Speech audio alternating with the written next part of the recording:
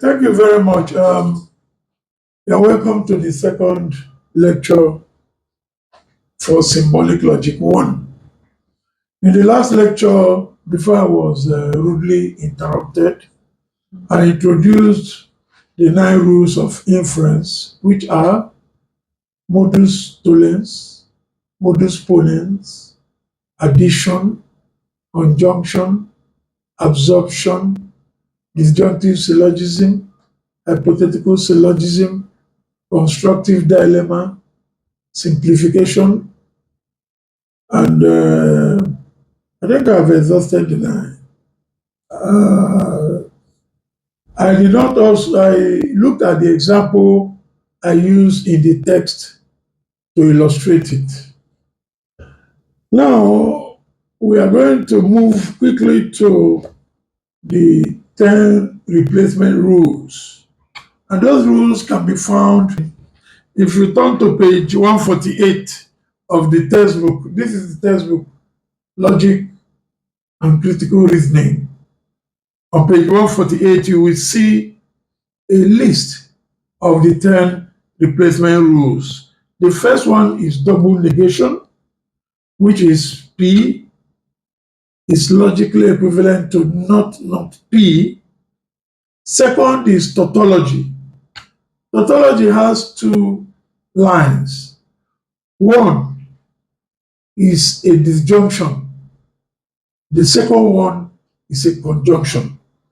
The first line is P is the same thing, is logically equivalent to P or P. Then the second line, which is a conjunction, it says P is logically equivalent to P and P. The third one is commutation. Please, there's a typographical error there. It's commutation, not communication. Commutation. It also has 2 lines, like tautology. The first line is a disjunction. It is P is logically equivalent to Q, is logically equivalent to Q or P. Sorry, I repeat, commutation. P or P, P or Q is the same thing as Q or P.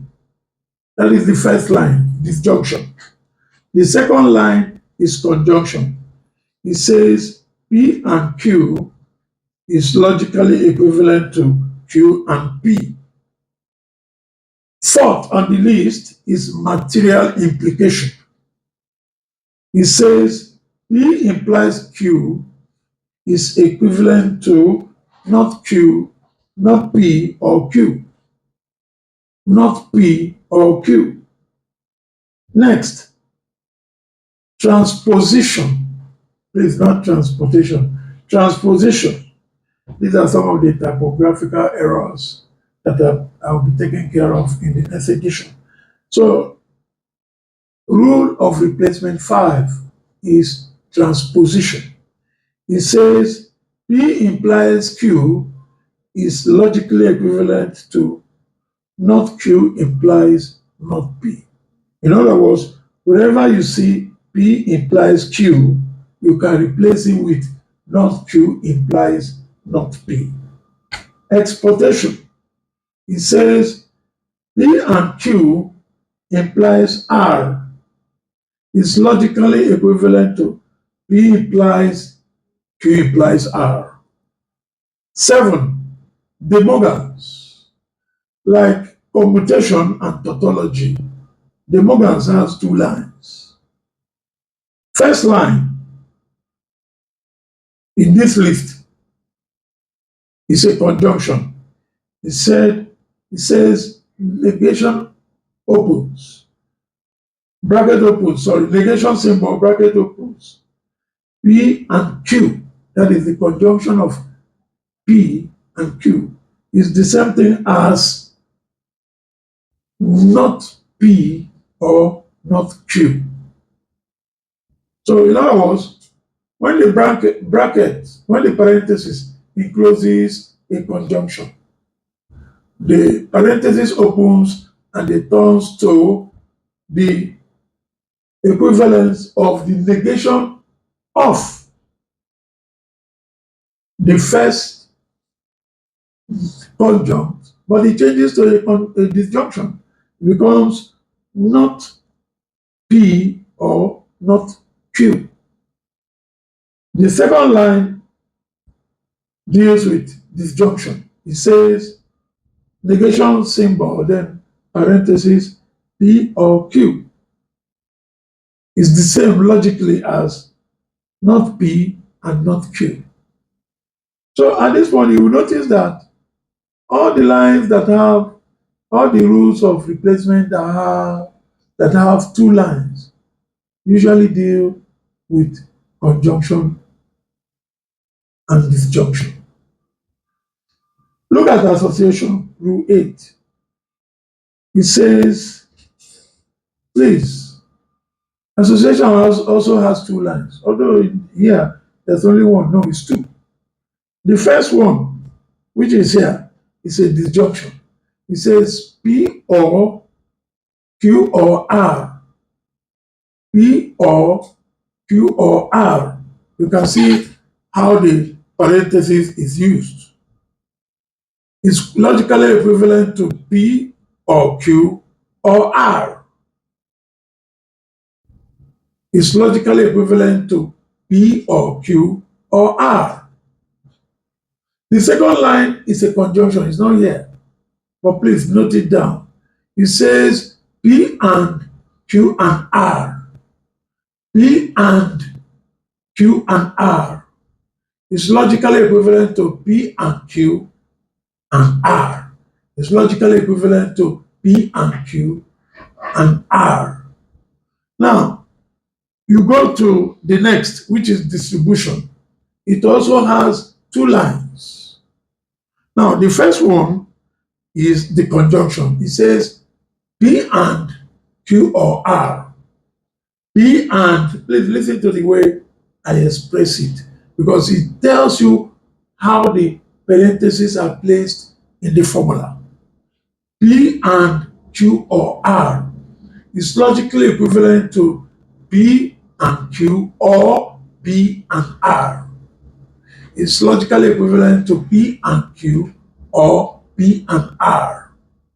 The second line, which is a disjunction, begins with a disjunction, says P or Q and R. P or Q and R. The second line says it's equivalent to P or Q and P or R. P or Q and P or R. Right. Now, so you can see, it also follows what we are saying, that commutation, transposition, tautology, De Morgans, now you have seen association and distribution, they deal with conjunction and disjunction. Now we have the last rule of replacement, which is material equivalence. Material equivalence says, the first line says, P is logically equivalent to Q, is logically equivalent to P implies Q, and Q implies P. P is logically equivalent to Q, is logically equivalent to P implies Q, and Q implies P. The second line says P is logically equivalent to Q, is logically equivalent to P and Q, or not P and not Q. Please take note of that. P is logically equivalent to Q, is logically equivalent to P and Q, or not P and not Q. Not P and not Q. So you can see that all these replacement rules, what they simply mean is that, take for example, in any argument that you see P, The rule of double negation tells you that you can replace that P with not P. That's why we call it replacement rules. Then, if you have P or P, the rule of tautology allows you to infer P from P or P. The same rule allows you to infer P from P and P. So you see that you can use a formula to replace another formula that is logically equivalent to it. Now, practical terms, in practical terms,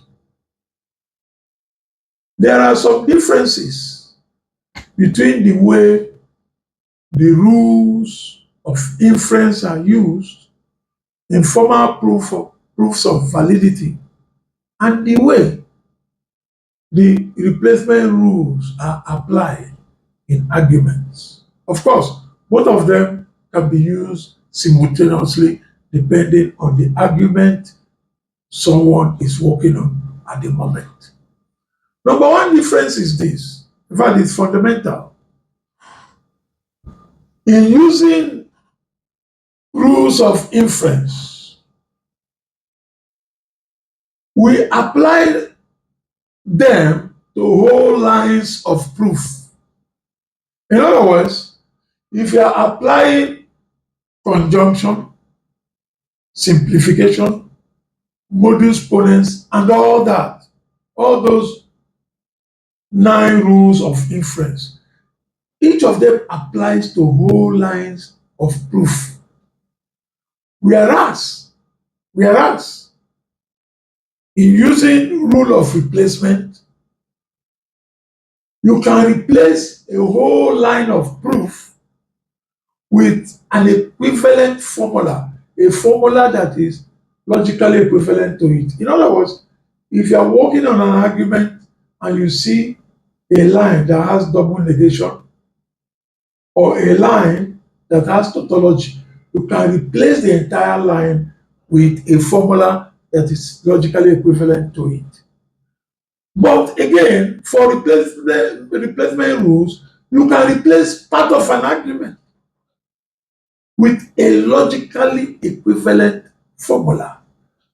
For example, assuming someone is working in an argument and in a particular line, there is a tautology P or P.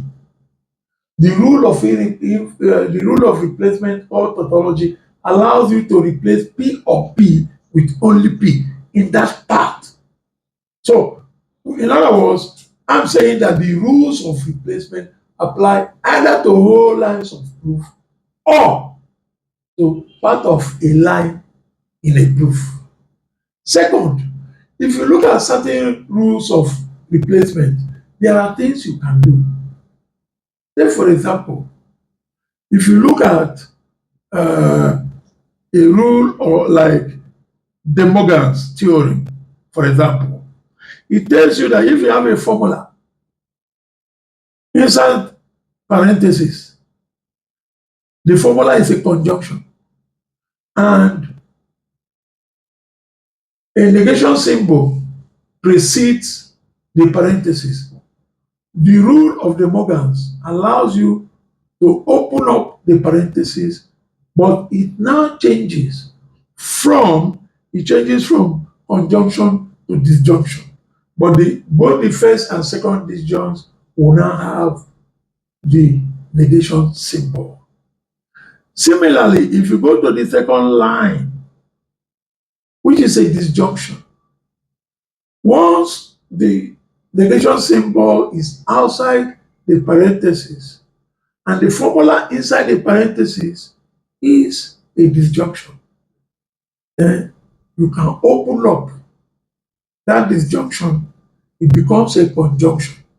But the first and second disjuncts will now have negation symbols each.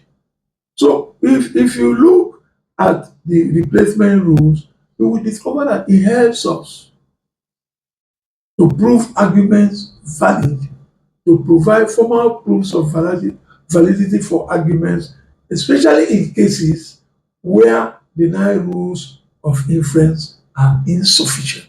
So combining both the 9 rules of inference and the 10 replacement rules gives us a very powerful deductive system that helps us to handle much more complicated arguments.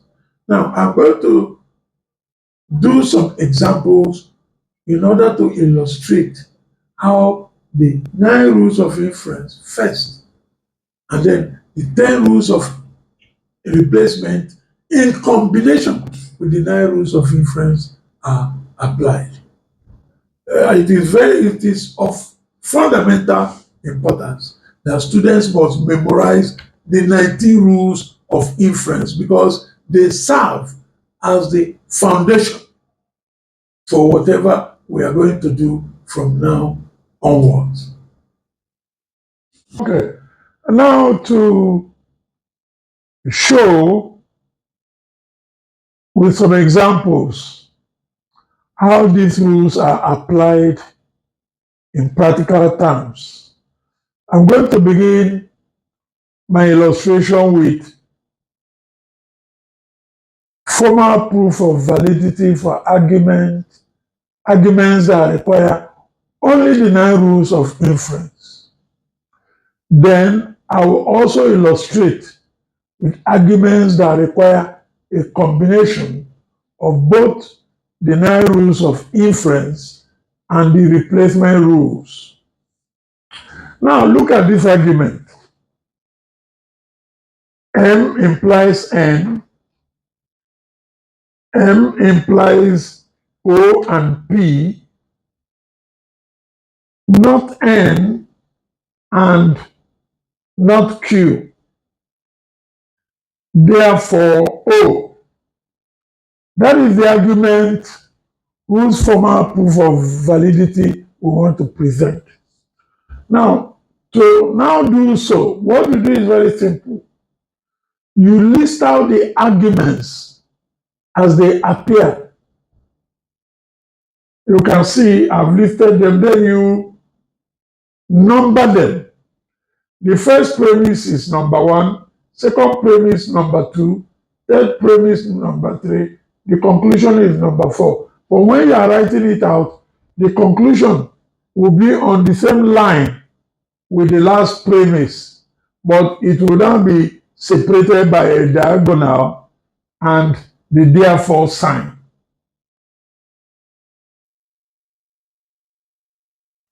So you can see that I put my diagonal here and then put therefore and then O. So you can see this is the first premise, this is the second premise, this is the third premise. Then you separate the last premise from the conclusion with a diagonal and then therefore sign. Then you have the conclusion. This shows you that this is the conclusion of the argument. Now, I said in the proof, line 4, not N, 3, simplification. If you recall, the rule of simplification says P and Q, therefore P. In other words, if you have a conjunction, you can infer the first conjunct using the rule of conjunction. So when I apply the rule of simplification, you use the rule of simplification to infer the first conjunct of a conjunction. So you can see in line 4, I said not N, 3, simplification. Line 3 says not N and not Q. See, don't let the negation symbol fool you. You can say, oh, but in the rule of simplification, there is no negation. It doesn't matter. What the rule simply says is that when you have a conjunction, you can use the rule of simplification to infer the first conjunct. Whether the first conjunct is negation or not is irrelevant. So you can see now that this not n is my p, this not q is my Paul, or my q, sorry. So I use the rule of simplification to infer the first conjunct. This is the justification. How did I get line 4? I got line 4 by applying the rule of simplification to line 3. Line 5, 1 and 4, modus tollens. Line 1 says M implies N. Line 4 says not N. Therefore, using the rule of modus tollens, I now infer not N. Not N, sorry. The rule of modus tollens says P implies Q, not Q, therefore not P, which means if you have a conditional and you have the negation of the consequent, by rule of modus tollens, you can infer the negation of the antecedent. So that's why I now said line 4, not M. 1 and 4, line 5, sorry, not M. 1 and 4, modus tollens. Line 1 says M implies N. Line 4 says not N. Therefore, I can infer my not N. And when you are doing this thing, you must always be looking at the argument. You must be looking at the premises and the conclusion so that you can use the rule of inference that is really required for the argument you are working on. Now, line 6, 2 and 5, disjunctive syllogism. Let's look at line 2. Line 2 says M or Q and P. In other words, it's a disjunction. The first disjunct is a simple proposition. The second disjunct is a compound proposition, which is a conjunction. So the rule, some of you will be confusing yourself. No, remember, when we are dealing with symbolic logic, we are dealing with the forms of argument. This line 2 have the form of a disjunction, irrespective of the fact that the second disjunct has a conjunction. No, the parenthesis is telling you that this is the second disjunct. So we now say line 6, 2, 5, disjunctive syllogism. Now, line 2 says M or O and P. Line 5 says not N. Remember, the rule of disjunctive syllogism, the second line says negation of the first disjunct. So we are negating. The line 5 is a negation of the first disjunct. So we now infer the second disjunct, O and P. Never mind that the conclusion is not included there. The conclusion is O. We now infer O, line 7, line 6, simplification. Sorry, excuse me. Line 6, simplification.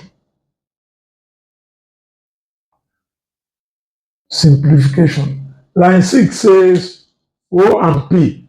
Line 6 is a conjunction. Simplification says if you have a conjunction, you can infer the first conjunct using the rule of simplification. So if line 6 is if line 6 is O and P and the conclusion is O, you can infer O from O and P by using the rule of simplification. Now, if we go to the second one, which also depends exclusively on the rule of inference, the rules of inference. It says A implies B, A and B implies C, A and C implies D, therefore A implies D. As usual, you state the arguments as they appear, and then the last premise must be on the same line as the conclusion, separated with a diagonal and the therefore sign. Now, we move on, we say line 4. A implies A and B. 1. Absorption. Why are we doing absorption? Because we know that if we do absorption to line 1, it will get us something that has a resemblance with line 2, with second premise. How? See, when we do absorption, when we apply absorption to first premise, it gives us A implies A and B. Rule of absorption says P implies Q, therefore P implies P and Q. So we now got A implies A and B from the first premise by applying the rule of absorption. So you can now see there's something similar to line 4 and line 2. So we now say A implies B, A implies A and B implies C. You can see A implies A and B implies C. If you have memorized the rules very well, it will a particular rule will be ringing in your head. The rule of hypothetical syllogism. So you now have A implies A and B implies C, therefore A implies C, lines 2 and 4, hypothetical syllogism. So you can see that if you really need to memorize these rules, the way you memorize your ABCD, the way you memorize your 1, 2, 3, 4, the way you memorize, I remember in those days when we were in primary school, our teachers would compel us to memorize the multiplication table. So that is how you must memorize these rules. Without memorizing the rules, you will never understand what is going on. So let's proceed. Now we have seen how we arrived at line 5, applying hypothetical syllogism to line 2 and 4. Let's move to line 6. Line 6 says A implies A and C. 5. Absorption. Why do we need to apply absorption? We need to apply absorption because, remember, we have not even touched line 3 before. And if we now apply absorption to line 5, we will get something that has we will get a line, we will get to a conclusion that has a resemblance with line 3. So we now say A implies A and C, A and C implies D, therefore we now move to line 7. A implies D, 6 and 3, hypothetical syllogism. So you can see, when you are very familiar with the rules, you will notice that it becomes easier to handle arguments. Now, before I say other things that will help you to grasp what is happening here, let me deal with arguments that require a combination of both the rules of inference and the 10 replacement rules. Now, we proceed with this. I or J and not K. I or J and not K. I or J implies L or not K. Therefore K implies L. That is the conclusion. So this is the argument. As usual, when you want to start your formal proof of validity, you must take the arguments, you write them down as they occur, and you number them sequentially. So the first premise is this, the second premise is this, separated from the conclusion. Now we say we now go to line 3. Line 1, distribution. Line 3, we apply distribution to line 1. See line 1. Line 1 says I or J and not K. So if you apply distribution to it, it becomes I or J and I or not K. Remember, distribution has two lines. One is a disjunction, the second is a conjunction. And what will happen is that the formula, the logical constant that is outside the bracket, when you now do, when you apply distribution, you know what happens? The one inside will now divide the two sides of the distribution. What do I mean? See, when we apply distribution to line 1, see what it gives us. I or J and I or C. You can see that and is the logical constant inside the parenthesis.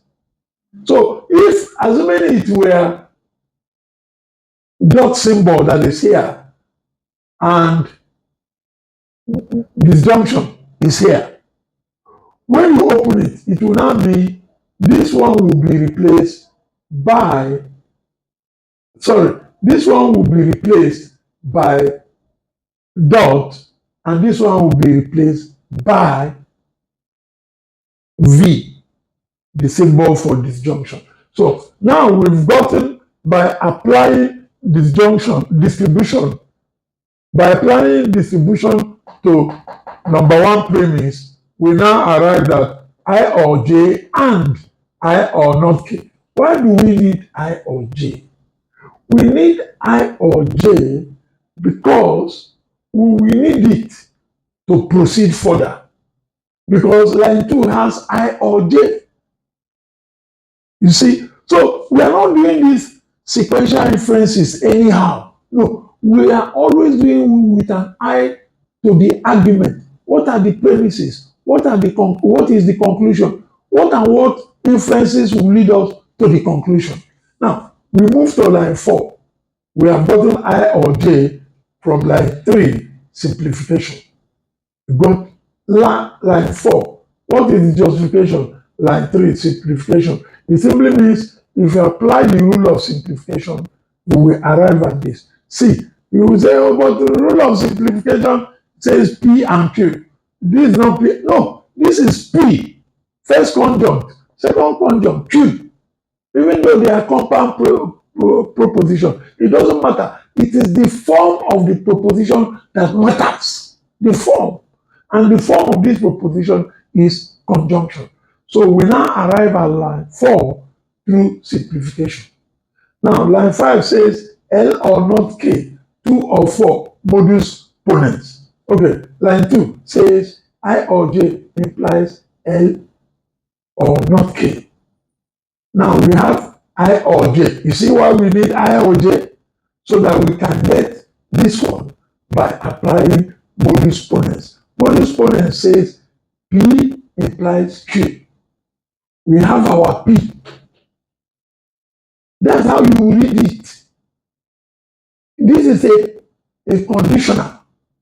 The rule of modus ponens says if you have a conditional as a first premise and you are giving the antecedent as a second premise, you can validly infer the consequent as a conclusion.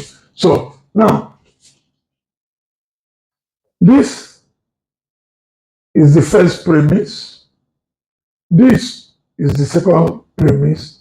Then we can infer this by the rule of modus ponens.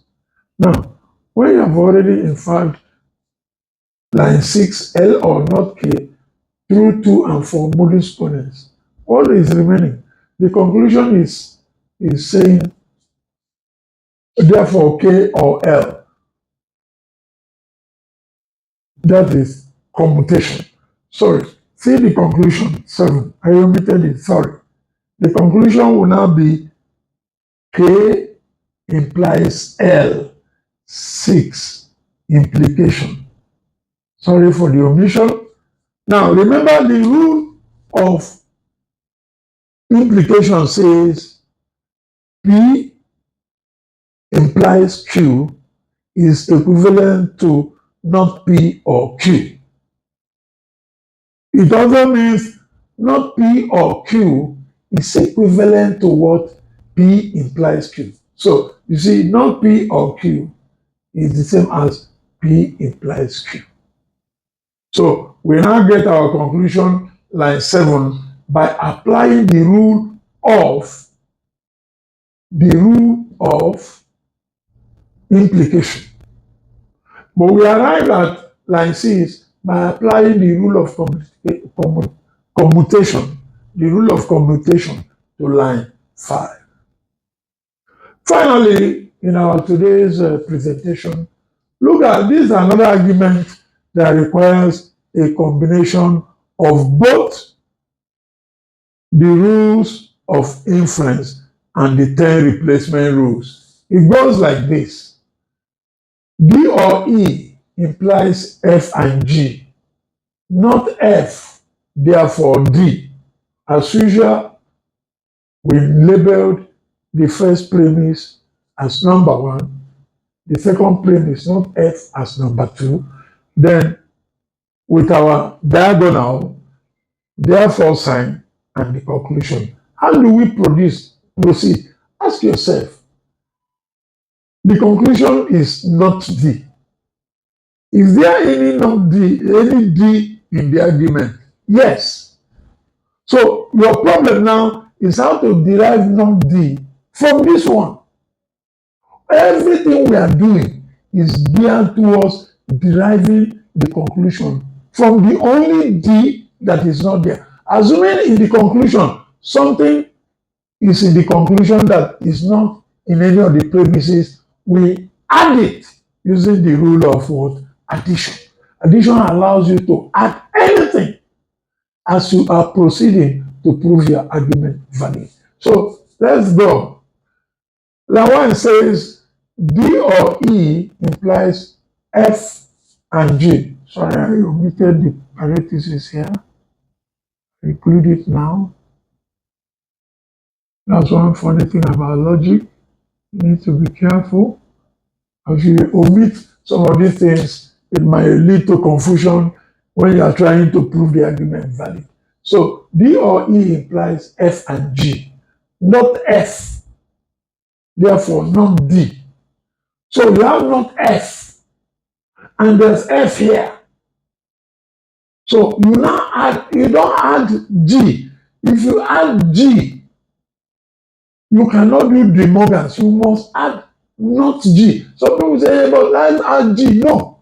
Because if you make it F or G, you can no longer do De Morgan's. Remember, when you do De Morgan's, the two, if it is conjunction, the two conjuncts outside the parentheses will have each negation symbol. If it is disjunction, the same thing. If it is conjunction, the same thing. So you must add what will enable you to apply De Morgan's. What will enable you to do that is not G. When you add not G to line 3, see what it gives you. How do you justify it? Number 2, add. If you add not G to line 2, you get not F or not G. It is because you have added not G that you can now do line 4, not F and G, De Morgan's. If you open this De Morgan's up, it will give you this. If you introduce the parentheses to this, it will give you that. And why do we need to get this? It's very simple. See the next line, line 5. We now say not D or E. You can see how we said lines 1 and line 4, modus tollens. What does modus tollens say? Modus tollens is a rule of inference that says P implies Q, not Q, therefore not P. So see, now we have P implies Q. That's how you read it. But that first line of modus tollens is a conditional. And this proposition, this first premise, is a conditional. The antecedent is a disjunction. The consequent is a conjunction, but it's still a conditional proposition. So the rule of modus tollens will apply. P implies Q, not P. See it? This is P, D or E. Not P is not D or E.